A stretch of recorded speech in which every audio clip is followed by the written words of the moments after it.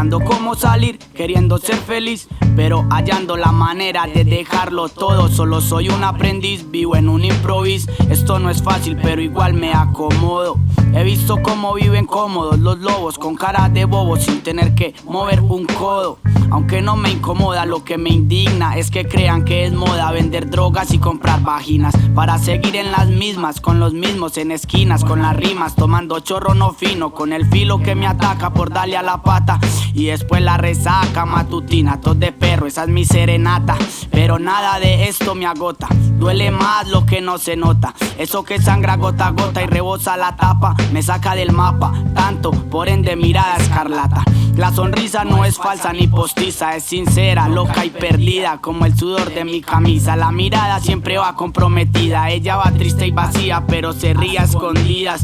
De sus maldades se acuerda, riéndose sola, mirando la mano que lanzó la piedra, hizo carambola. Quería decirlo pero se embala, ya se sabe el porqué de las noches en vela. Nada que me consuele, ni damiselas ni horas de polas, solo lápiz y papeles. Yo no quiero dilemas por mujeres, y mucho menos a estas horas, a altas alturas no se vale.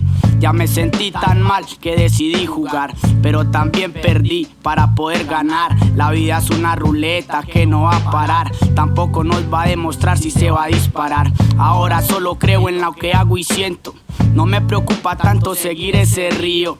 Si me preguntan el por qué tengo argumentos, ya soporté lo fuerte de los tiempos fríos. Me quemé en los laberintos de un infierno, queriendo ser tierno, pero muy poco le importó. Después de tanto lo entiendo, viví fuerte el momento, porque no habrá una próxima ocasión. Por lo tanto me dedico a lo mío, a sacarme del lodo, a llenar mis vacíos. Antes que todo esto estoy comprometido a trabajar con las uñas para tener lo que he querido. Buscando cómo salir, queriendo ser feliz, pero hallando la manera de dejarlo todo. Solo soy un aprendiz, vivo en un improviso. Esto no es fácil, pero igual me acomodo. Buscando cómo salir, queriendo ser feliz, pero hallando la manera de dejarlo todo. Solo soy un aprendiz, vivo en un improviso. Esto no es fácil, pero igual me acomodo.